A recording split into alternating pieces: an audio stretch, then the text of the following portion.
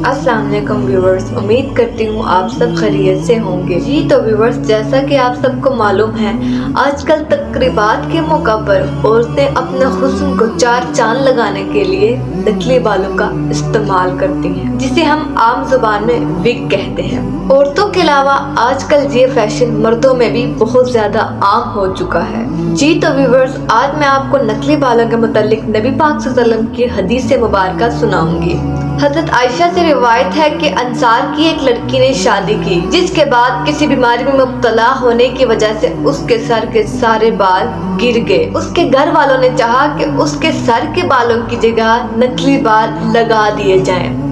इस सिलसिले में उन्होंने नबी पाक सल्लल्लाहु अलैहि वसल्लम से पूछा तो आप सल्लल्लाहु अलैहि वसल्लम ने फरमाया, अल्लाह मसनूई बाल जोड़ने वाली और जुड़वाने वाली दोनों पे लानत भेजता है। व्यूअर्स, ये सही बुखारी की हदीस नंबर 5934 है। इस हदीस से ये बात वाज़िह होती है कि मसनूई बाल जोड़ने वाली और जुड़वाने वाली दोनों पे अल्लाह ने लानत भेजी है। व्यूअर्स, यहीं पे हमारी वीडियो इख्तिताम पे पहुंची, इस दुआ के साथ कि अल्लाह पाक मुझ पर, आप पर और मेरे प्यारे मुल्क पाकिस्तान पर अपना खास फजल व करम फरमाए।